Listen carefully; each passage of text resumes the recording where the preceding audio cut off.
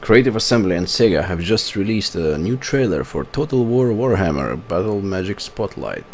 So for those of you who are interested in this intriguing new entry into the series, let's watch the trailer.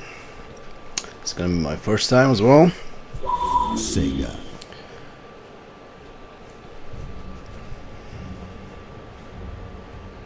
Hello and welcome to the Battle Magic Spotlight for Total War Warhammer. In this video, we'll explain how the magic system works in Total War Warhammer and how you can use it to your advantage to best the many enemies you will encounter in the old world. On the battlefield, characters use power from the winds of magic to cast their spells. Power is represented by the large glass orb in the bottom right of the screen. The smaller bar to the right of the orb is the power reserve. The power reserve does not recharge. However, depending on how you've upgraded certain magic users, they can use abilities that give a small boost to the power reserve, giving you just that little extra bit to get off a spell in a time of need.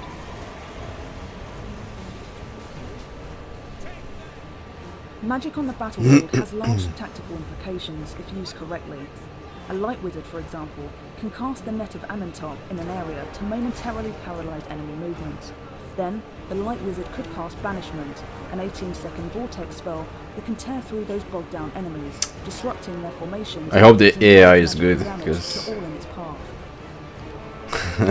this type of there could be some funny moments when if the AI fucks up the spells. Such as broken down walls or streets. However, combining spells such as these doesn't come cheap, and spending the majority of your winds of magic in large lump sums is always risky, as spells such as vortexes are unpredictable and have the potential to backfire. Some spells can be used to completely catch your enemy off guard. Can't quite chase down that pistolier cavalry that keeps shooting you from a distance?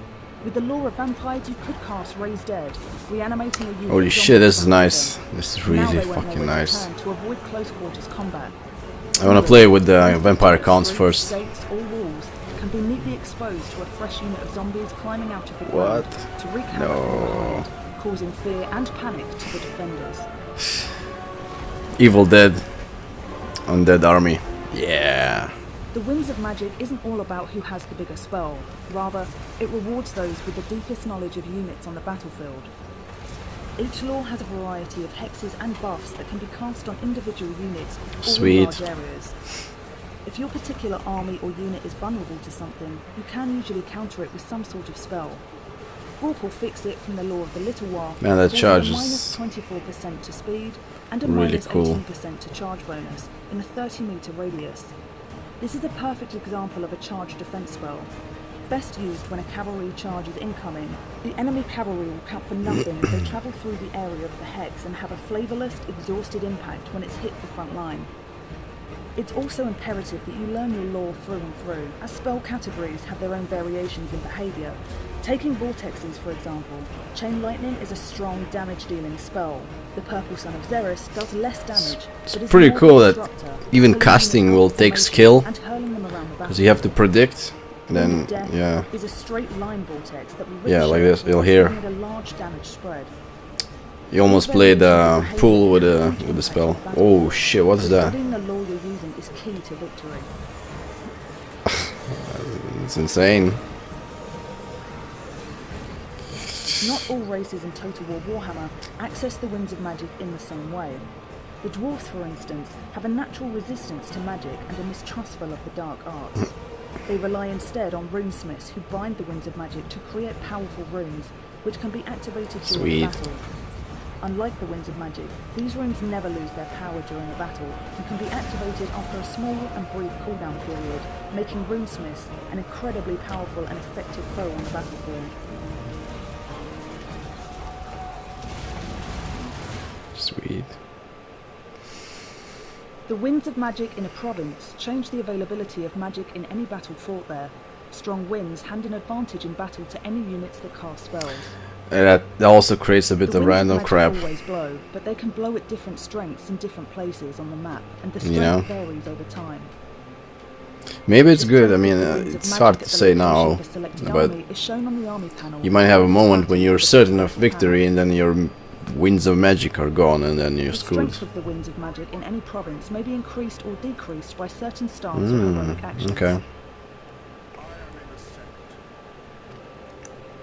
There are a variety of magic users in Total War Warhammer, each with their own tech tree that allows you to choose. It's going to be really hard to balance. Character. These unique lords, heroes, and units have access to different laws of magic. A bright wizard, for example, Holy shit, there's so has much access stuff to in the there. law of fire, while a celestial wizard has access to the law of heavens. Each law of magic Sweet. has 6 unique spells to choose from, some of which can be overcast. Overcasting allows for greater power and duration of spells for an increased winds of magic cost. However, overcasting also comes with a 50% miscast chance, meaning your spellcaster could potentially harm themselves.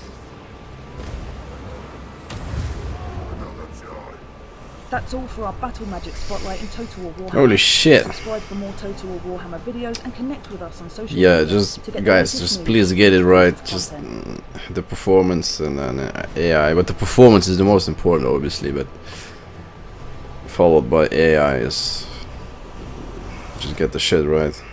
Oh, there's another trailer I haven't seen, so I might as well click this. Color me impressed, but I'm biased because I'm a fanboy of Total War, and this game Hello is and welcome just to our 3rd episode of Battlefield gets me Briefing. psyched every time I see the trailer. Today, we'll be showing you La Maison Abbey. It was once a place of worship for Tar, god of nature and wild places. The bottom of the structure looks a bit crap. This battlefield is located in the far east of Bretonia. The map is really awesome looking, like a tactical map. It But is with no doubt those with a keen interest in the detail battle map as architecture usual has that will enjoy staring crappy at the shadow shit. breathtaking masterpieces that surround There's no the shadows where You they're may well supposed to find be. yourself pausing the game just to enjoy the beauty of these landscapes. It's beautiful, yeah, but guys, where's the shaders? The Where's vast majority of the map is quite uneven and alternates between large hills and narrow plains, self-shaded making it difficult shadowing? to keep a clear line of sight at all times. If that wasn't challenging enough, most of the map is also covered by dense forests.